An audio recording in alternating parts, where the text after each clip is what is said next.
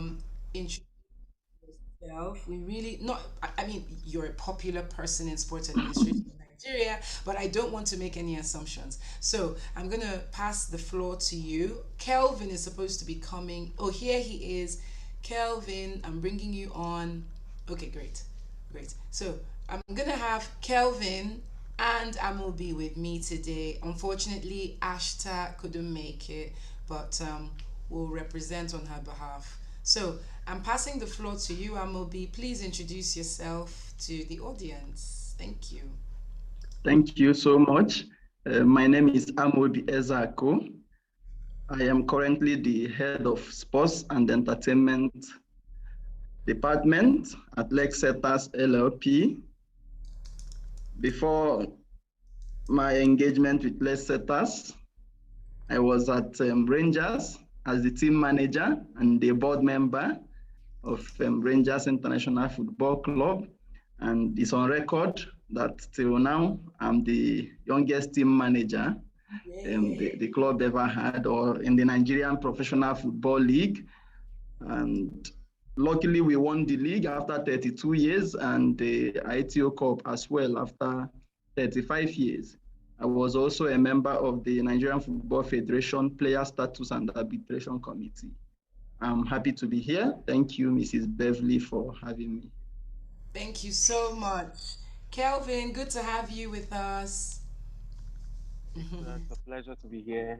Thank you for having me. I must apologize. Like I explained to you earlier, I'm in Yes, transit, so it's it's okay. yeah, I'm trying to do the best I can. Yeah, That's so fine. my name is Kelvin Omuojine. I'm a sports lawyer, and these days I specialize in sport governance. I my journey has basically been that I did a master's degree in sports law in 2009, and till last year, for about 7 years, I worked with the Nigeria Professional Football League, and I was a member of the disciplinary committee of the Nigeria Football Federation. So, in the course of working in sports, mostly football in Nigeria, I realized that our problem is not law. It's not administrators or people who know what to do. It's a structural and basically a governance problem. So that really piqued my interest in sports governance. So here I am back as a student studying for a master's in sports management, governance, and policy. Amazing, amazing. So you see the wealth of experience just between these two, and you ask yourself, "Wow, okay. So why is Nigerian sports getting its administration so wrong? It's not for lack of not having the right people, because clearly what Deb said in the previous panel, we should never look at it and say, oh, we don't have the right people. We do. But it's clear that maybe the right people are not there. And why are the right people not even there in the first place? Amobi, help me understand. Why are they not there? Well, you cannot take away the fact that the government has lots of role to play in our sports sector. And most times you find that instead of putting the right people there, the people with the right qualification, the people with passion, the people with the know-how, most times the government choose to compensate the so-called, party faithfuls or stakeholders or people who they feel have done a lot towards maybe the position they've got or something. The truth remains that sports should be looked at the way we look at the health sector.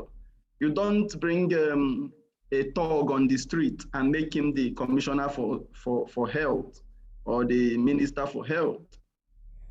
It should be the same with sports.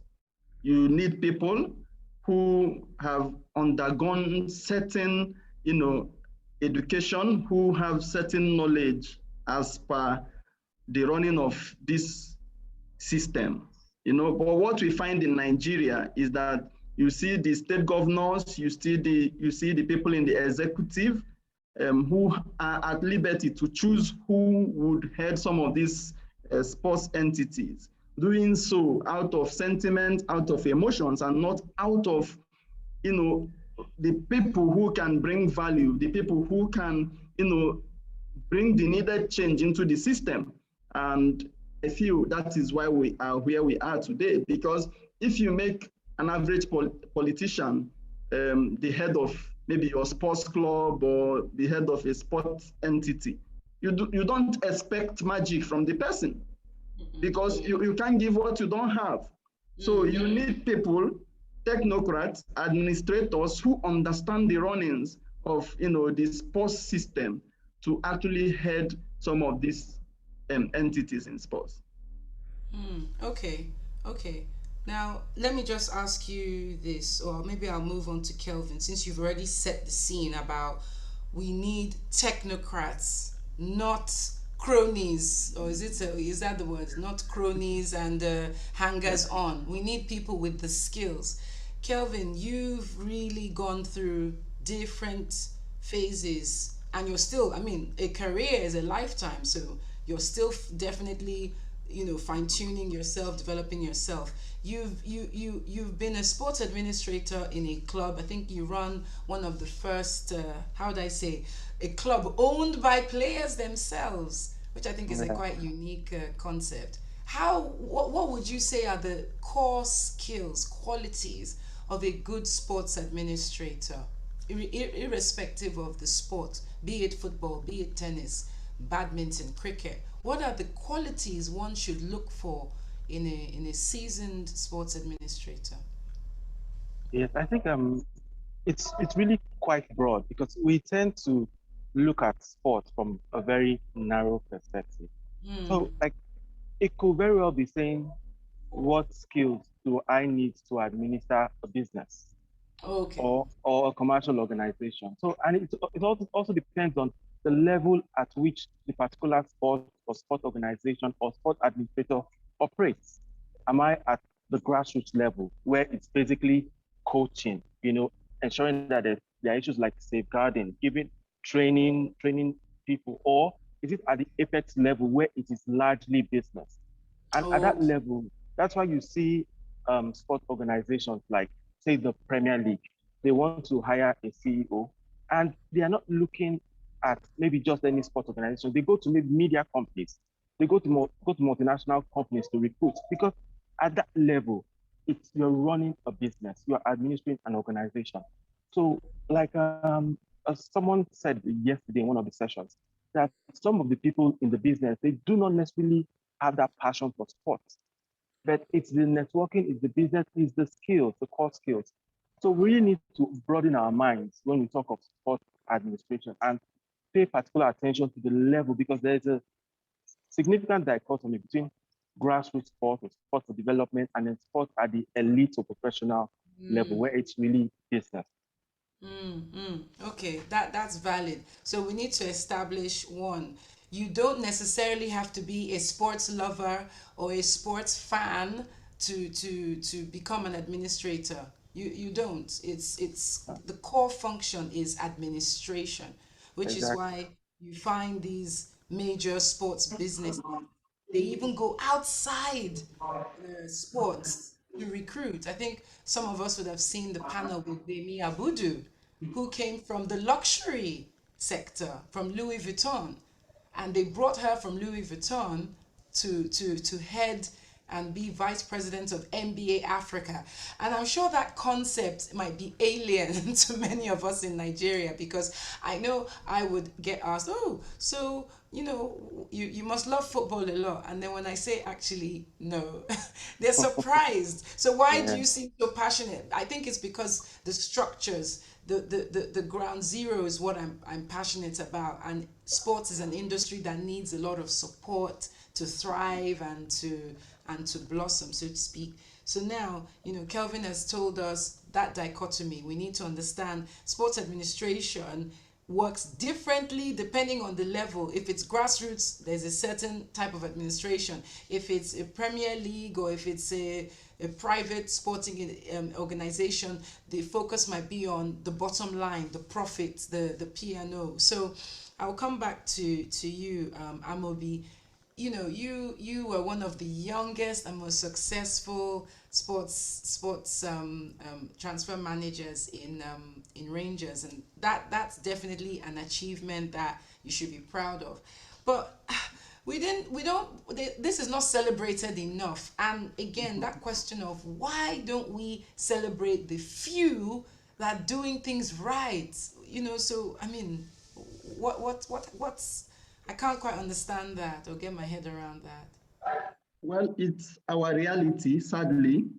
And I listened to Abu in the earlier section, Abu Aziz, and he said something. If the system feel they can't celebrate you, you have to celebrate yourself. You have to, blow your trumpet. You have to show what you've been able to achieve.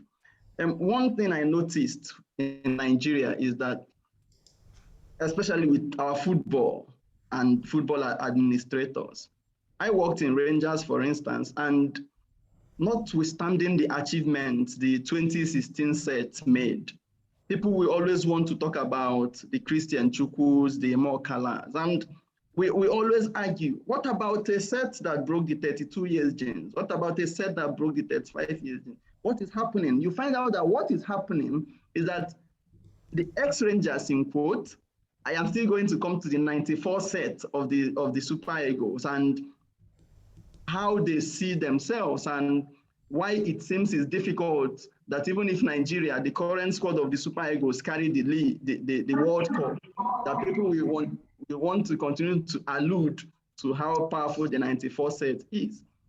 The truth remains, we've not been able to get to that level when it comes to marketing and branding, where every time it pops up that this set have been able to do this, these people have been able to do this, we need to continue to tell these stories.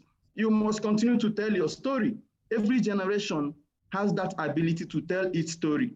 And I think that is what we lack currently, but we have the tools.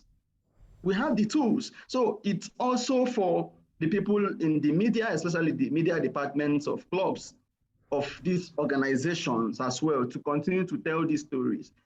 It is not stuff that happen from Mars or from Jupiter. We've got clubs doing that. I know the club Barrister Kelvin and friends floated. They had a way of putting things out on the media. Von Dreser is also an example. You see them doing things, looking out for players and how they can tell these stories. One thing is sure, you don't expect everybody to celebrate your feats, to celebrate what you've achieved. There are people who feel that no matter what you do not deserve to be celebrated. Don't worry about them. Don't worry about this. So when you juxtapose what happens in Africa, in fact, in Nigeria, let me just talk about Nigeria because there are so many other countries in Africa where you see that they celebrate successes, they celebrate glories. Al Ali, they will continue to tell you how they are the most powerful club in Africa, how they are, you understand. In England, you see a child telling you the stories of how Manchester United or Arsenal have evolved and all that. That is something we need to, visit our mind. We need to embrace it. Would you say that we've never really paid attention, clubs in Nigeria, they've maybe until the social media revolution, they never really took their PR seriously. They never really took packaging of or promotion of its players, athletes seriously. There's always, they just see them as a means to an end. You're a player, get on the field, do what you have to do, and get off. So that kind of poor attitude to players then affects the administration because the administration are not prioritizing. So would you say administration, sports administration in Nigeria, we need to reprioritize the way we are running these clubs. We need to, yeah, we talked about player welfare already. We need to treat players better so they give back more. They are assets as well. How are we promoting these assets so that they can promote the clubs even more, because there's a followership that comes with players, star players. We don't have this concept of stars in our, we don't promote our own, we don't do enough to to celebrate our homegrown talents until they leave the country. So what are your clubs, or I mean, I know Amobi is no longer with the club now, but Kelvin, maybe you could say one or two things on that, what clubs could do differently to get better results. Because you know what, I feel like if they know what to do, I want to give them the benefit of the doubt that they might at least try. You've got Bagada FC doing a good job, trying to, bring some pizzazz, engagement. So I want to hear your thoughts on that aspect of administration. For me, it's simple really. Amobi said something earlier. He said you can't give what you don't have. Mm, And there's also a saying that water will always find its level, you know. So I don't demand so much from clubs right now because I know the way they are structured. I know yeah. how they operate. They are working based on their current priorities. So it could either be from the clubs, but then what kind of clubs do we have? Or it could come from maybe the administration or at the governance level. So my point is this: there's a private league somewhere in the southwest called TCC League. Even though they are operating at a very minimal budget and what have you, infrastructure, but you see that the quality is there. You mentioned Bagada FC. You see that the quality is there. And we've also heard of clubs, a club like Bandresa FC. And the one why I feel sorry for such clubs is because one of the peculiarities of sports is that you need, no matter how good you are, you need opponents, you need co-competitors, and the Yes. competition that is at your level. So if I were a musician, I could be a fantastic musician, sit in my room, put out good music, I'm selling. After that one fades off, I do another one. That product, I can keep churning it out. But if I'm a football club, I'm the best in the world. If I do not have a co-competitor or a competition at my level, it will not be Yes. attractive product. I won't be able to Yes. sell it. So it is just for us to have a system where we have, whether it is football, basketball, we have a league that is structured and licensed to operate at a particular professional level. Then water will find its level. Clubs that can operate at that level will come in. People complain that the likes of Dangote wants to buy Arsenal, but doesn't want to invest in domestically. I mean, put yourself in their shoes. It's a Issues. business decision. What I say is this: if we have a sports league, football or basketball, that even if it is 4 teams, 8 teams, runs for 3 months, uses good facilities, operates professionally, by the time you have your next season, you would see investors coming in, people Yes. floating clubs that will operate at that level. So I've been in a situation where we you try to educate clubs and some club officials, and it's just obvious that no, this is not going to work. You know, if you want to get from Lagos to Ibadan in in 1 hour, so you don't ride a downfall, it will not take you there. You need a Mm, fast car. So that's just what we mm, just need to set up the structure, and we will see the investments and the clubs coming in that will mm. operate at that level. Mm.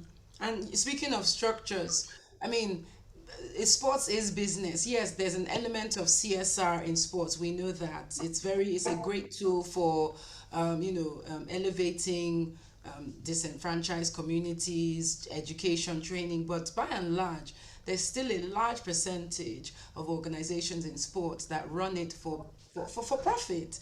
And I think one thing, I'm glad you've mentioned that you are also a sports governance professional. The same way corporate governance became quite popular after the failures, massive corporate failures in the 90s. Corporate governance has become a term that we hear, no one bats an eyelid. You hear corporate governance, even if you don't know specifically, it's something that you're familiar with. But in the sports community, sports governance is still not it's still not widespread as it should be, which is very surprising. When you look at even funding, okay, look at government controlled. I mean, there's the whole controversy around whether the sport should be controlled by government, because they are feeding you and they're controlling you. So you may want to set up some initiatives, but if they don't agree with those initiatives, no funding is going to come. So already there's a conflict of interest. You know, you look at internal structures. Who is the one handling the funding? Is the same person as the one meant to do compliance. So I find that there's a lot of, like, there's a real lack of education on governance, how, you know, even down to selecting the right people, like Amobi said, technocrats. What would you say to, you know, people now in the audience that have sports businesses or clubs and don't know anything about governance, sports governance? What would you say to them? Kelvin and then Amobi. What I'd say is this. I think I shared this online, but I didn't complete it previously. There are three spheres of governance. There's an article from 2004 by Henry and Lee, talking about governance and ethics. And there are basically three spheres of governance. And what we see, let me domesticate it to the Nigerian situation. It's not peculiar to Nigeria, actually. You have the organizational governance. Let me start with that one. Briefly, it just focuses on the organization, the board of the organization. Who are the administrators there? What are their ethical standards? How do they operate? And if we look at the sport organizations, the sport governing bodies we have, there's not a large level of trust. So I think it's defensible to say that there's been a failure that has failed. Organizational governance has failed. The other aspect is political governance, and that focuses on how the government, tries to steer organizations in the right path. You mentioned something now, providing them funding and then requiring governance standards. That's really something practical. If you look at the Corporate Affairs Commission in Nigeria, CAC, if you want to, like you mentioned, there are people who want to set up businesses. You want to set up a regular commercial business, you have to look at the CAC code. How can I set this up? What are the requirements that I need to abide by to get? But in sport, we see that there's been a failure of political governance. Government has so far not been able to hold sport organizations to the right standard. And then that leaves us with the third one, which is systemic. I apologize for the background noise, which is systemic governance. And there you're talking about a network of influences of different stakeholder groups. And you're looking at groups like maybe the players, the athletes, the clubs, the media, sponsors, owners of infrastructure. If you look at what happened with the Premier League, I think it's an easy reference. The Premier League that is celebrated today, it was a stakeholder group, that's clubs coming together to form that, and that's what everyone around the world is enjoying today. Recently, there were moves to set up an European Super League, and you see that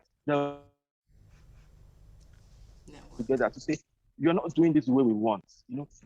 In India, for instance, the sports structure wasn't serving the purpose, and people came up with an Indian Super League, and it grew so much in popularity and progress that they had to call them to the table. Look at the NBA. We had a session featuring the NBA yesterday, and the thing with the NBA is it doesn't even follow the regular sports hierarchy.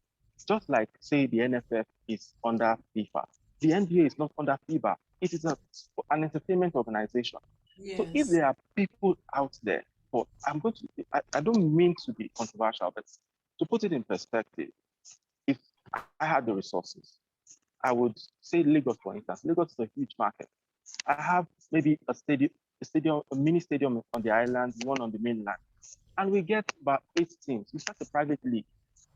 Yes, I might not be able to sell players, but look at the clubs in Nigeria today, how much they make from selling players.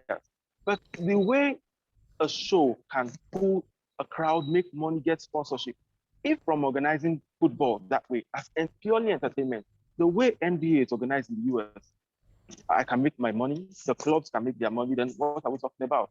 At that level, it's business. So it's all about understanding the workings of business. When you talk of sport at that level, it's business. Yeah. The NBA, for instance, is an entertainment business. So my point is, in summary, is that we've had failures in terms of organizational governance, in terms of political governance. So that's systemic governance, stakeholder groups, private clubs, player groups, media can come together and actually forge a pathway towards a solution. Okay.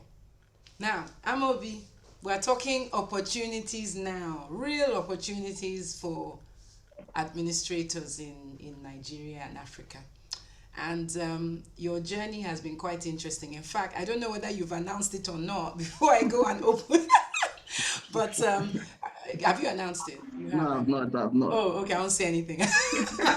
But you're on your way. But you know, and Barrister Kelvin knows. So Okay, that's what's important. But basically, Amobi, do we have real opportunities to become seasoned sports administrators in Nigeria? Are the opportunities there? Because long and short, people want to know, okay, let me break into this industry. It sounds interesting. Where do I begin? How do I start? How did you get started? You know? well, in all honesty, I would say it is a hard nut to crack because in Nigeria, there is a generation that believe that the country belongs to them. There is a generation that believe that, they have cabalized and, they have monopolized everything about the country, everything about sports, everything about football. So even my first year at Rangers, it was hell. Kevin can attest to that. You need to battle a lot of principalities because they don't understand, they don't believe, they can't comprehend that someone from a certain age bracket is coming to talk when they are talking, is coming to bring out ideas when they are talking and all that. The opportunities are there, but the truth is, they cannot contend with the difference that this generation want to make. It doesn't even end with the sports sector. All over the country, you find that the younger minds, the people who they feel have a lot to offer, are not given that chance. So, my getting into Rangers, I see it as a miracle, and as it was a channel for us to say that the young people of Nigeria and Africa can actually be passionate and can work with integrity and understand the workings of the system, ask questions. One thing I find that most administrators don't do is they relax and they believe, they wait for the government to bring the subvention. They don't want to read. They don't want to think about what insurance can do for them and the players. They don't want to think about, going outside the box. I made a presentation to my colleagues at UEFA, and I touched on the Odogu beaters, the thing Obi Kubana did. And that was like, no club in Nigeria has gone to key into this wave, and it's crazy because just imagine Odogu beaters on Rangers or Enyimba or Kano. I know there are clubs in Nigeria that don't have shared sponsors. The visibility and a lot. It will go a long way in bringing the club up. But narrowing this to the question, for any young person out there who wants to venture into this, it's a rough terrain, I won't lie to you, because people who are in the old system have their old pattern. The followers already expect you to key into that old pattern.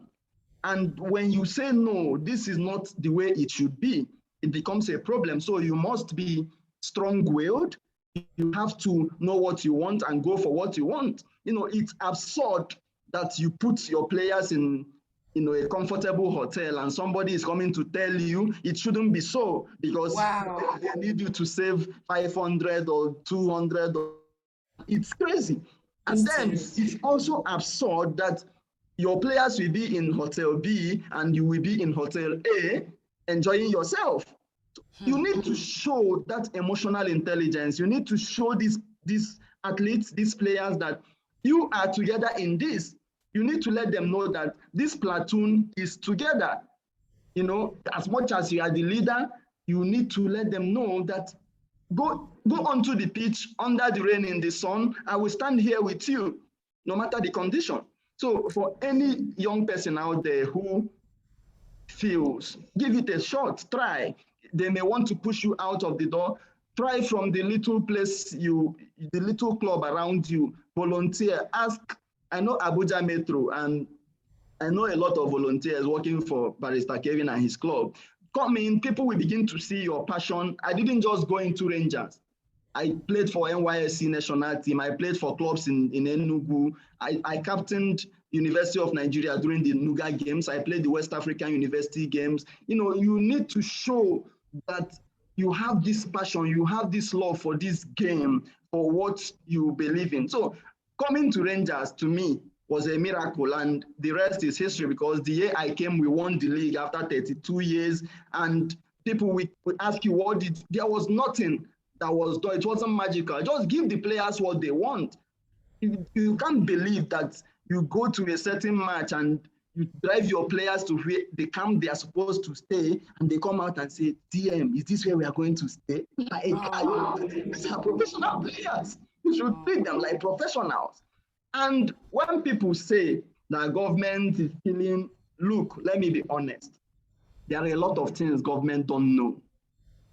Administrators should step up and do what they have to do what they are supposed to do. Most governors in Nigeria don't even care. All they know is that we've released money for you. Go and get your sponsors. So administrators should go outside their comfort zone. I know there are one or two governors who will want to ask questions. Get these sponsors, write your report to the government. They won't say no. I know some of them may be difficult. They will say, no, we don't want this for political reasons. But if you make your presentations well, then it could work for you. So the room is there, the space is there, but you need to be strong-willed. You need to know what you want. You need to ask questions, have people who will mentor you, people who you can talk to when your head is full, and you need to keep going. Wow, a lot has been said there, and the reality of sports administration, talent management, I'm just in shock that players would be shocked to receive good treatment. That for me it's quite saddening, actually, that players don't even expect to be treated well. That's really sad. But then it's also a function of how do we empower them so they feel like they can demand better? Because what if they feel, well, this is the best I can get, let me not let me what's the word, let me not take it for granted, let me not ask for too much, I'm privileged already to even be in this position. So they end up tolerating terrible behavior, terrible administration, transfer documents don't get processed. You want to transfer a player, it becomes an issue, money's owed. All those things are just a symptom of a dysfunctional sports administrative ecosystem. I mean, what's the few? I mean, we have to have some hope. The purpose of this summit is to hope. There is hope. There is hope. Yeah. That's the truth. There is hope. You've handled some cases with respect to players and clubs holding them down. I am handling some cases on players and their rights, Barrister Kelvin. There is hope. Yes. Fine, the Players Union in Nigeria is toothless bulldog. I say it, I've said it to Austin Popo, I've said it to Chikelwe Iloanyosi. What they go about doing is creating different Players Union, today you have NAMF, today you have AMPF, but you are not defending these players. Can you come out to tell Nigerians what you've done towards emancipating, eradicating the sufferings of these players? None. It's just for political purposes. You want to go to the World Cup, you want to follow the leaders about, and no, the Players Union should be a pressure group. We have FIFPro, and we see what FIFPro has been able to do with respect to FIFA. True. So why is it different in the Nigerian context? So it's a big problem, but there is hope for these players. The hope they have is this. There are lawyers now coming up who want to even do pro bono for them. There are people who are even interested in asking them, let's help you proofread your contract before you sign. What have you signed? What is your contractual obligation? Have you been able to fulfill your contractual obligation with the club? You know, they are lucky. You find players and coaches now going to CAS or to FIFA tribunal to get award in their favor. The recent one against a Division 1 club, the Brazilian coach, he went and he got award in his favor. So we need to let these players know there is really light at the end of the tunnel. But again, it's a challenge to the administrators. It doesn't speak well of you that a so-called professional in your club doesn't have a copy of his contract, contrary to what FIFA says. You understand? It's also a challenge to the Nigerian Football Federation, to the league management company to insist on making sure that this happens. But Beverly, on a practical note, you find also that these players, because I know that as of 3 years ago, the league introduced something. Before you license or register a player, the player will sign that he has a copy of his contract. But because these players don't understand these things, they will just sign and go. And when you now go to make a case for the player, they present a document to say the player has signed that he has a copy of his contract. Then you look like a fool. So we need to be realistic about this. We need to be, I'm being practical because I've been in the field for about 5 years and I'm still in the field. What players need to understand is that the rules grant them a lot of protection, but they need to know how to go about, fighting for this, their rights. They need to talk to the right people. They need to do the right things. You must come to equity with clean hands. Absolutely, absolutely. Kelvin, if you're ready, I want to, bring Yes, you I'm on to here. share, okay, to get your thoughts on this as well in terms of administration, the players being on the receiving end, our athletes seem to be the ones. Someone mentioned in the comments, the real stars should be the athletes and the players, but instead the administrators believe they are the ones doing players a favor. How do we flip this?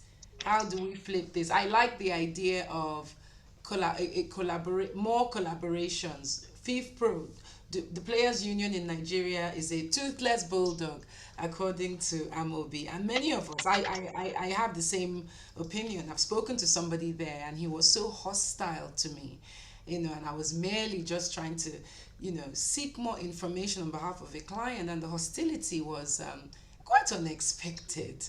What can we do to flip this? We can't keep on. This narrative has to change. Administration is critical to sports. It sanitizes the industry, but when administration is in a terrible state, it doesn't leave anything to write home about. Contracts, yes, many people are talking about contracts. People don't have their copies of their contracts. But when you have a copy, it's not respected. How do we so really it sounds like we need a cleanup, a real sanitization of sports industry. But where does it begin? So I want to ask you, Kelvin, how, if we want to start a cleanup, and we start as private people before it trickles down to the public sector, where should we begin? Where do we start from? It might not, be the answer a lot of people want to hear, but the truth is that a lot rests with government. A lot rests with with government. And I'm not necessarily saying that the government has to step in and marshal things. No. Um, I will give two examples. When late Dora Akunyili, God rest her soul, when she was the head of NAFTA, Yes. you could tell that that was a square peg in a square hole, given the room to bring the necessary changes. When Mr. Al-Rufai was in charge of the FCT minister, we know what happened when people went out of line in terms of town planning and what have you. So that Yes. is essentially what we need. If you look at countries that are doing it right in terms of sport administration, you cannot Yes. ignore the role that government played, and it is through some form of codification. If you look at, I think the UK is a good example. Back in 2004, they were struggling with these issues of administration. I'm They with came up you. with a guide, and they came up with a guide, you know, and they came up with a number of guides over time until 2016 when they came up with a code for sport governance. And that is something that has reformed, that codification has reformed the nature of national governing bodies of sport in the country, requiring that for you to access public funding, you must meet certain thresholds. That way you are not interrupting or interfering with your governance. They're just saying for you to get maybe 100 million naira, you must show that you have maybe 10,000 players engaged at the grassroots level. You must show that you are publishing your accounts. You are Yes. transparent. You must show that you have a system of dispute resolution. So it's just like what we have with the Corporate Affairs Commission. So in practical terms, I would just suggest that it's high time that the government sat down with, say, the CAC and Institute of Chartered Secretaries and Administrators to come up with a code that will help to reform our sport governance. Okay. Now, I want to just take some questions in the chat. I've got one here which may follow, which may be linked to what you just mentioned. Are there really, Monsura is saying, are there really policies to safeguard sports investments in Nigeria? Tailored policies, or do we just refer to the generic corporate governance code? Who can answer that? Amobi, you want to try? Yeah, we have the national sports policy, and God knows the clauses in the national sports policy may not be able to protect, investors. It boils down again to, codifying these things in line with, granting protection to these investors. And for an average investor, the person is coming to make gains, as much as the person is investing, there should be a return on this investment. So it boils down to us again, going back, to, looking at the rules, looking at ways to amend to suit the modern realities, to suit, what, is, expected from, other places around the world where things are done the right way. The truth remains that no right investor will want to invest in a polity that is heated, in a place where his or her investment is not protected. If we have rules, that we believe in, if we have institutions that would implement these rules, you will find that the Nigerian market is really a very fertile one for any investor with respect to sports, because the raw material is already here, naturally embedded. So these rules are not sufficient enough, in my own opinion. Okay, okay. I've got a question from Zion. Why is there no football agency in Nigeria, and also no, I'm not sure what he means by no football agency, and also no scouting system to discover? I don't know if that's correct per se. There's loads of football age, but I'll let you both answer. Yeah, if I may just chip this in before I lose transmission because of this journey. To add to Okay. what Amobi said, apart from the previous policies we've had, Beverly, you're also well aware of this. The National Sport Industry Policy Yes. 2020. Look, a lot hinges on that thing being approved before the end of this administration, because it has a lot of practical solutions to what we have in terms of infrastructure, not just protecting investment, but also encouraging investment in sports. And one thing that's interesting is it's even a step ahead.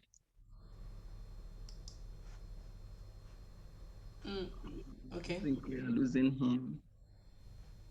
Yeah, I think we've lost Kelvin. I think we've Oh, lost. hello. Okay. Okay, Yeah. you're Sorry. back. Okay. Yes, Okay. sorry about that. Yes. So, like, my point there is that policy will set up an independent regulator for sports in Nigeria. And the policy was done back in 2020. But it's interestingly, in England, as at 2021, last year, with the issues they're having with the financial sustainability of football clubs and what have you, it is a similar recommendation that they are making, that they should have an independent regulator for English football. So in Football. terms of policy and rules and documentation, that really is not our problem in Nigeria. It is that political will to Yes. give give the industry the opportunity to grow and develop. There's Mm. and that's why I particularly like this session is because it gives us an opportunity to think about some practical solutions. Over time, we've heard about the problems. There are problems, and the problems are interesting because there's so much potential. So now looking for solutions, how to get it right. Truth is, if that national sports industry policy can be approved, it will unlock a lot for sports. It will really set us on course for sport development in Nigeria. Very true. But we wait. We continue to wait for the policy. Unfortunately, the policy is not anywhere close to being approved unless some miracle happens. But I see what you've said, Kelvin, about whether we like to admit it or not, government plays a role in laying that foundation, the policy foundation. We're not expecting government to bring money. We can find the money from private sector. The money will come with the right initiatives, programs, but no one will bring that money until they're certain that there's a policy guiding, the behaviors of stakeholders. I have another comment here. Okay, this is from Sokomba. Kelvin rightly pointed out that you don't necessarily need to be a sports fan or enthusiast to be a sports administrator. However, we often end up with ill-prepared sports administrators in Nigeria. What practical steps can we take to weed out the poor administrators? Amobi, you mentioned we need to go down the technocrat line, get more technocrats. But then my own question to you, before we even get the technocrats, we need to get qualified people, and NIS is not going to do it. Forget NIS. Right. Sorry, I don't mean forget NIS. I mean, let me not be too controversial, but the qualifications are critical, which is why I wanted either of you to kind of talk a bit about what the level of exposure you've had in experience and training is world class. And I don't want people to kind of come away thinking, oh wow, I just need to be confident and well versed like Amobi and Kelvin and now. No, Kelvin and Amobi have been through some rigorous administrative training, on the job, and also with world class what do you call it now, provider. So I don't know if you want to just touch on that, because to get that pool of technocrats, we need to be sure that there is even a ready pool that have had the training. It's like a chicken and egg Right, thing. right. I think I will take off from the words of former BBC commentator Ron Pickering, who lived from 1930 to 1991. He said that sports was born of a man's highest ideals and has been around for 33 centuries, which is longer than any other religion, culture, or subculture, and must be defended and harnessed for its values. Look, you don't just, we are talking of emotions, we are talking of emotions, we are talking of glory, we are talking of money, we are talking of business, a lot of things embedded in just one entity, sports, one word, sports. Look, for you to be successful as an administrator, Beverly, you already answered it. You need to pass through a lot of, things, a lot of hurdles. You need to study. You need to understand, what is obtainable in other climes. You need to also look at how other people are succeeding. Recently I started asking questions about what Simba in Tanzania were doing, and I found that a lady CEO is in charge, and what she's been able to do. And Simba, they now have over 1.5 million followers on Instagram, and that is money. Wow. And so you don't just wake up and you become an administrator. There are things you need to do, no matter how little. Show that your passion resides here. There are departments. You can be in charge of the marketing. You can be in charge of, as a technical director or stuff. It is not just the role of a person, but you must be seen to have a value that you can add to the entity or the organization. Why it seems as if Nigeria has poor administrators is because some who were promising when they were appointed would go and relax. They believe that when you are the head in Nigeria, you've attained the highest level, and you forget that there are people who, from being top administrators in Nigeria, go to other international organizations to work and show what they are made of. So we need to continue to raise the bar. We need to continue to learn. We need to continue to ask questions. Every knowledge is important when it comes to sports administration. You don't just need to read newspapers about football or about sports. You must know one or two things about statistics. You must know things about business acumen. Even if you don't have the foundation, you ask questions. Mathematics, finance, audit, all these things are important. You must not be a professor in them, but you should have smattering knowledge of these things. It will help you to galvanize that entity, that organization. It will help you to have a proper outlook because they see you, the administrator, as the leader. If you are not able to properly lead, let's take, for instance, you are the chairman or team manager of a club and the player got injured playing on a Sunday, and the coach, the doctor comes to you to say he had hamstring injury, and the player accosts you 3 days after, and you have nothing to, can't even make a comment on that. There won't be confidence in that player. Fine, it is the duty of the doctor, but you are the leader they see. You should, your hamstring, doctor has said in 3 weeks you should be jogging, and stuff like that. Keep taking your medication and all that. So we must not take away the importance of education, the importance of seeking to know how you can improve, how you can develop on the administrative part of football. I think what is holding sub-Saharan Africa down when it comes to sports is that when administrators have that opportunity, when they are appointed, they don't go for courses, even when these courses are financed, when these courses are for free. They feel that these are time consuming. They just want to count their time, count the money coming in from government, and when it is over, then the party door shuts and everybody goes home. Our people forget that legacy, keeping a name, most times is greater than any other thing that we want to, materially earn. And we should begin to change that concept. We should begin to change that narrative about what we can do for our sports. Amazing. Okay. I want to take a question from Chisom, who says, for football, the most popular sport in Nigeria, what is the role of the NFF vis-a-vis the Ministry of Sport on the administration of football in Nigeria? Who can take this question? What's the role? I guess, again, this goes back to what Kelvin said about we need to understand how administration can work in many different ways. And sometimes people get confused because they see all these various, but in Nigeria, one thing we have plenty is parastatals. Yeah. We have parastatals for so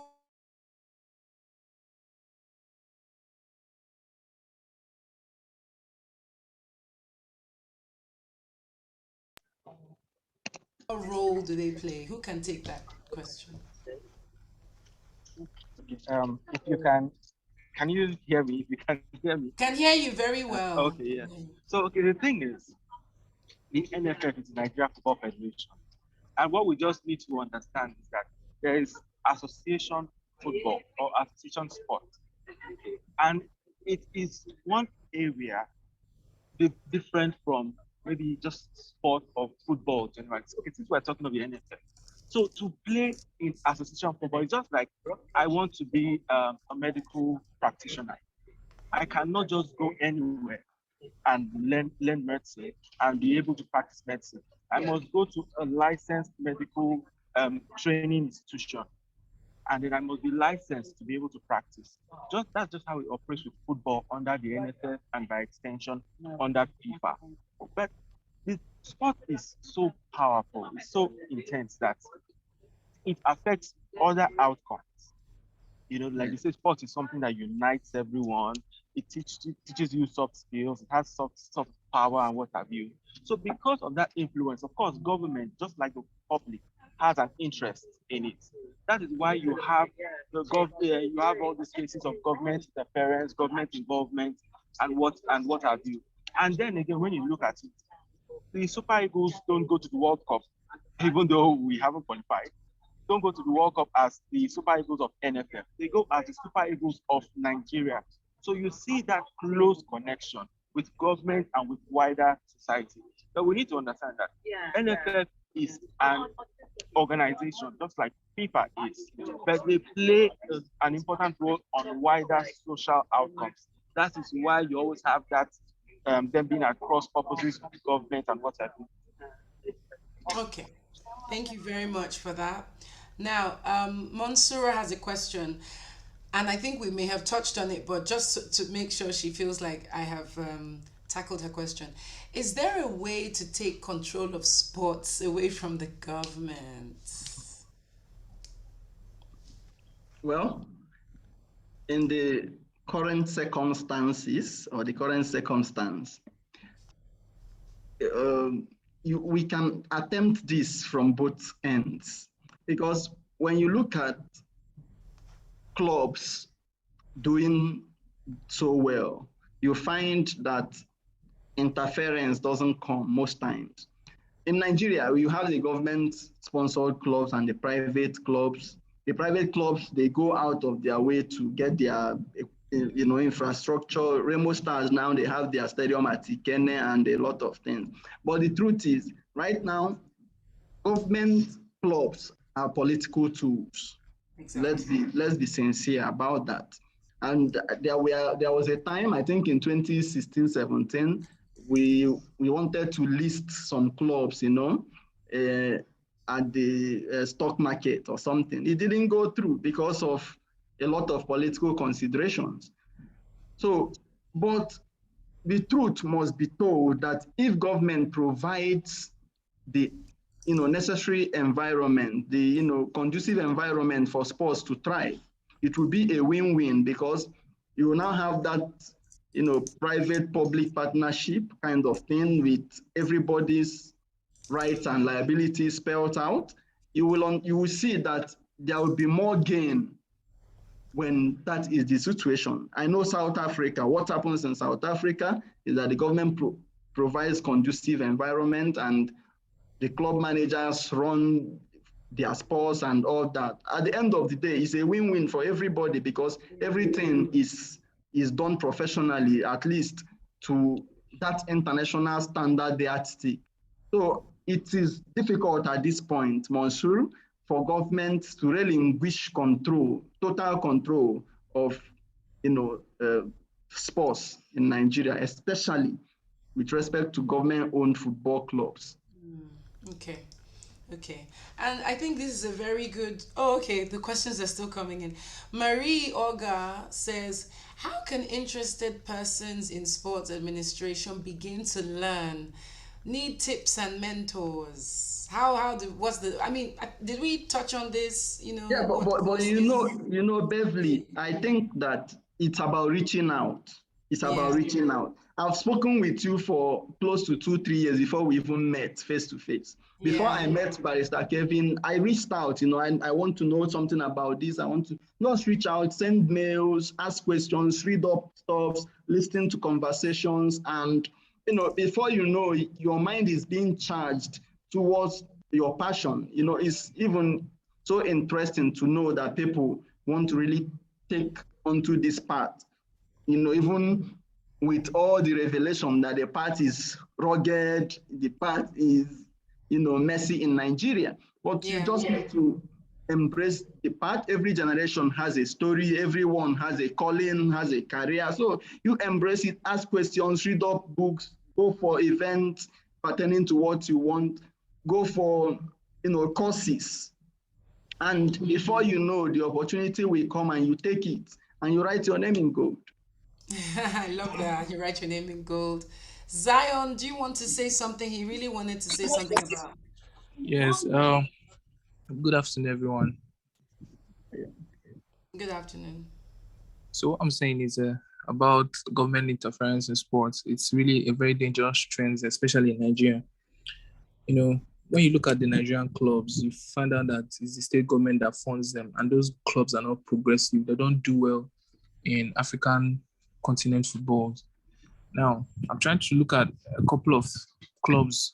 When you go to South Africa, for example, those clubs are funded and managed by individuals, just like what we have in Europe. So, but I've been hearing what everyone was saying about government providing funds. When government provides a lot of funds, they will try to get ROI. They want to know how their funds are being spent, and that's that interference. That's why you see governors, when they invest in a club, they make some kind of political appointment to put an MD of a football club.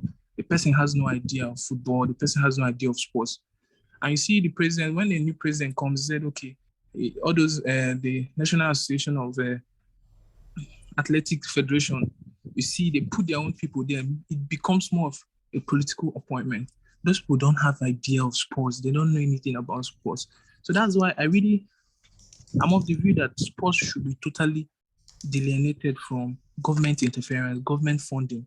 Because if I'm a government, if I fund you, and I would like to put somebody that, this is the person I trust to make use of the money very well, or this is the kind of thing I expect.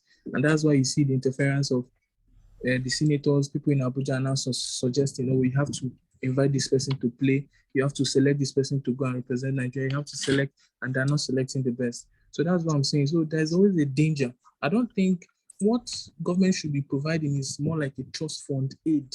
When a club wants to be in administration, they can go and access the fund, access the aid, and not government. Because I saw what happened in the last Olympics.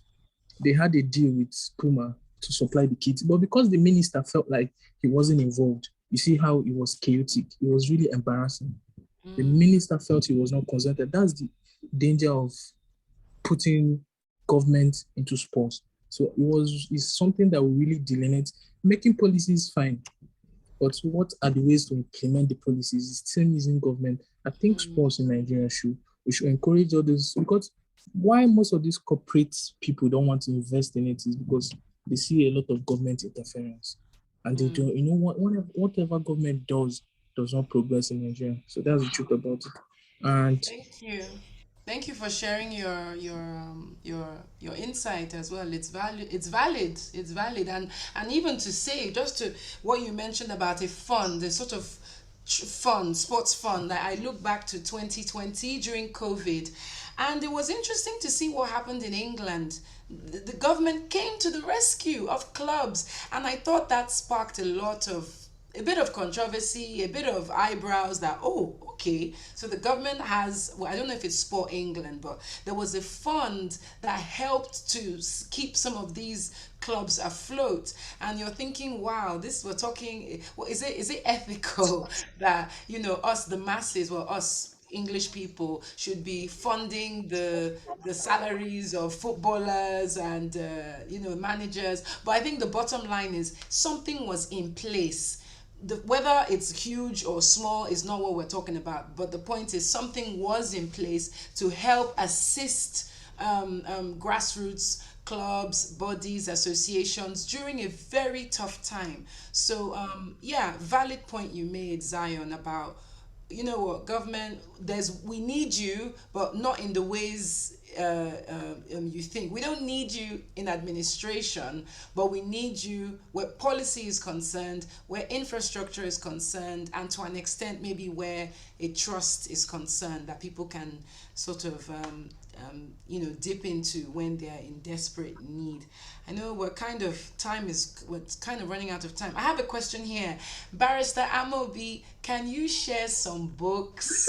Can you recommend some books on administration? Share the knowledge. Well, Kelvin, you too. You read a lot. I know you read a lot well, as well. there are a lot of books anyway. Go to the internet, go to Google and find out. Currently, I'm reading the autobiography of Alex Ferguson, and Okay. I'm Alex also reading Ferguson. Up Jog Close. But there are books really. I think I've sent my email here, and I know Barrister Kevin's email is also here. There are a lot of books on sports that people can, A lot. a A lot lot. people can read. In fact, if you are even interested in football, you may even choose to just review the FIFA statute or review the NFL statute. By the time you are done with that, your mind will be charged and all. But even before that question, that the Izu actually talked about, talking from a media point of view, why are most of the clubs scared of Okay. media and Yeah. visibility? They are not scared. I earlier said you can't give what you don't have. You know, why is Van Dresser everywhere? Why are we talking of Remo Stars? Why are we talking of Abuja Metro? Clubs in the lower division. You can't tell me that Kano Pillars should be scared of the media, like a club with so much followership, like Pillars, like Rangers. Sporting Lagos. Yes, I was about to say Sporting Lagos. Yeah, they are doing wonderfully well. So we need to understand this. Go out for people who want to invest their heart towards the development of this club. Look, when I was in Rangers, I had people coming to tell me that they would like to volunteer just to be close to the team. And you find that what these volunteers do, they do a lot of job, like your mind will be blown. But one of the stories I normally share about a copper, Opeyemi, he's now in the UK. He was posted to one place for his PP, and he came to Rangers one day begging that he wants to sign a Ranger, a physiotherapist from the West. I said, I can't help you. He said, please help me. And then I remembered how I got to serve at the NFF, and I took it up. Went to my boss. He said, no, we can't take him. We are not taking. The boy said he is eager to work for free. Wow. Do you know that till today, the people at Rangers miss that boy? Because he will tell you professionally, this is what we need to do to get this player recovered in time. This is what we need to do to make sure this injury doesn't come back again. He worked with so much passion, and clubs should open their mind. From my experience, what they feel is that when you come, you are coming to take their job. They shouldn't think that way. You are just coming to help them make this job easier for them. Content creators should be able to be there to make creation. In 2016, MFM scored the best. 2017, MFM scored a goal that was reviewed on CNN. In fact, sadly, it was against Rangers. That goal was awesome. But if we had content creators close to the club, it shouldn't be war. There is nothing we are fighting about. There's enough room for everyone. Exactly. There is enough room for everyone. We make money, we make name, and everybody is happy. And the game is progressing. So Izu, I don't think it is about hiding anything. They are not hiding their visibility. I feel that, like I said, you can't give what you don't have. It is not about writing match reports saying that you want to say, follow Liverpool, follow Barcelona. You see that before games, the hype is too much. Like you are waiting, let this game begin. And then a player does a scale and they review it 15 times and write a lot of beautiful things. And it begins to sing in your mind. Why can't we have that in Nigeria? it is a question for another day. I think this might be a good place to leave it. It's been such a phenomenal summit. This is the end of the summit, you know. Wow, 2 days, action packed, seven sessions, and you can see even with the different sessions how broad. And we haven't even covered everything. We didn't even go into Kelvin has now left us. We didn't even go into sports medicine, nutrition, wellness. There's so much that sports has on its horizon. We all just need to figure out what role we can play within that horizon. So, you know, I'm on the dispute psychology, exactly, sports psychology. I remember, oh my goodness, I remember meeting a coach, and this coach, I'm not joking, he had like 30 certificates. I was so intimidated. I was like, oh my God, I'd never seen anyone pursue self-development in sports like this coach. I mean, the guy has now left Lagos. He's in Germany now. He's doing very well. So what you said, Amobi, about that hunger, Kelvin also alluded, that hunger to develop yourself, it's there. You just have to reach out to people, use all these platforms. Twitter, I find Twitter better in terms of making that connection, the networking. I mean, loads of us here. Okay, no, Amobi I didn't meet on Twitter, but I know Chiamaka's in here. I've met her on Twitter more so than I've met her in person. I've met so many amazing people through Twitter. So let's keep this community going. This is just the beginning. I hope you've all had a good time. I hope it's been educative.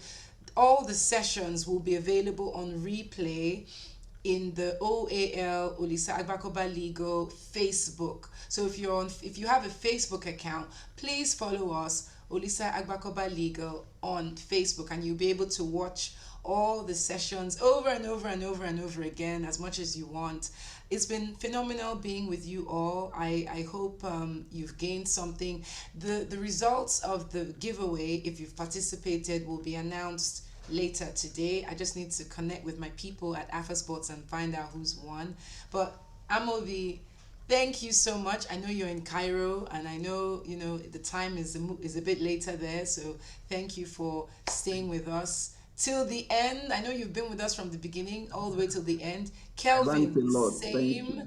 Thank you so much, you know, taking time off your busy schedule to participate in this phenomenal summit. I don't think this has ever been done in Nigeria. So I'm happy to be breaking new grounds with all these phenomenal panelists. So thank you so much.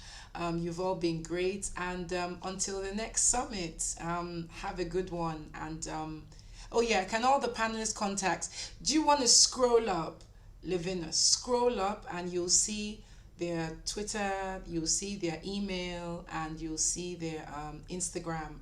And yeah, so I won't switch. Well done, babe. Oh, thank you so much, doctor. Thank you so much, professor. I really appreciate you. Thank you. It's been a success because of participation. Sport is about participation. We all cannot be bystanders. Some of us have to get on the field. So thanks to my fellow field people. I mean, from the beginning till now. Sorry, I didn't get that. I mean, from the beginning till now. I missed that. I missed that. Can all the panelists' contacts be availed? Oh, from the beginning. Okay, what we'll do is we will disseminate that on the platform, on the Hay Summit. We'll send out like a wrap up with all the contacts of all the panelists. I think that might help. So yes, that's a great idea. Thank you. We'll do that before we finally disable the platform. So thank you so much. All of you have been phenomenal. All of you attendees, all of you panelists, absolutely phenomenal. Take care and God bless. And don't forget to follow OAL, Leadway, and Vitaball, our sponsors. Take care.